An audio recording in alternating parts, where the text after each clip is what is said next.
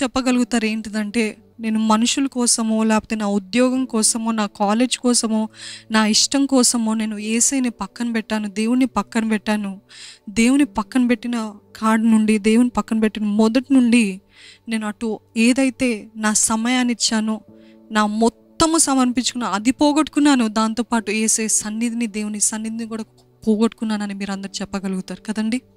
నిజంగా if you are giving up Jesus for something, not only will you lose Jesus, అంటే దేవుని మీరు పోగొట్టుకుంటారు. దేవుడు ఏదో దూరం అయిపోయాడు కాదు, మనమే దూరం అయిపోతాం. ఆయన సన్నిధి దూరం అవుతుంది. కాబట్టి యేసు ప్రభు సన్నిధిని పోగొట్టుకుంటాము, అటు మనం ఏదైతే ఇష్టపడ్డామో, ప్రేమించామో అది కూడా పోగొట్టుకుంటాం. జాగ్రత్తగా. Whom are you giving up Jesus far?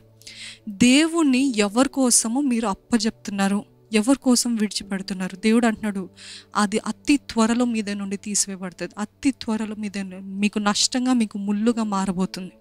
జాగ్రత్త, జాగ్రత్త. Are you giving up Jesus for something or somebody?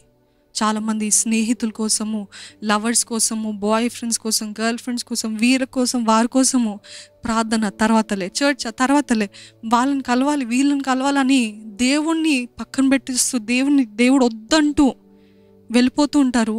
ఒక్కసారి పెద్ద దెబ్బ తగులుతుంది. ఏంటిదంటే, ఎవరి కోసమైతే వారి డబ్బుని కేటాయించారో, సమయాన్ని కేటాయించారో, ఉన్నదంతా కేటాయించారో, అన్నీ అప్పచెప్పారో, ఒక్కటేసారి వాళ్ళు ఏమంటారంటే, నువ్వు వద్దు, ఇదేమొద్దు, నేను పెళ్లి చేసుకుంటున్నా, పోతున్నా, బాయ్ బాయ్ అంటారు. అప్పుడు మీరేంటి, ఏకాకిలాగా అలాగా ఉండిపోయి, ఏంటి నా జీవితం, నేను అంత ఇచ్చేస్తాను, దేవుని కూడా అమ్మేస్తానే, దేవుని కూడా పక్కన పెట్టేస్తానే, ఇప్పుడు నా పరిస్థితి ఏంటి? అటు దేవుడు లేడు నా జీవితంలో, అటు నేను నమ్మిన వీరు లేరు నా జీవితంలో, నేను నమ్మిన ఉద్యోగం లేదు, నేను నమ్మినది ఏది లేదు అని నిస్సహాయ స్థితిలో, కుప్ప కూలిపోయిన పరిస్థితుల్లో ఉంటారు. What are you giving your relationship with Jesus for?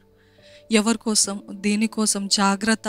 దేవుడు ఏదో తీసివేస్తాడని కాదండి, దేవుడు ఏదో చేస్తాడని కాదు. మనం ఎప్పుడైతే దేవుని దగ్గర నుండి దూరం అయిపోతామో, అపవాదికి ఎప్పుడైతే మన జీవితం పైన చోటు ఉంటుందో, అపవాది అన్ని దోచుకొని పోయేవాడు, వాడు దొంగ అని వాక్యం తెలియజేస్తుంది. దేవుడు చేయడు, దేవుడు అనుమతిస్తాడు. ఎందుకంటే because you are not depending on Jesus, you are not depending on him. ఆయన పైన ఆధారపడట్లేదు కాబట్టి ఆయన కంచె ఉండదు, ఆయన సన్నిధి ఉండదు.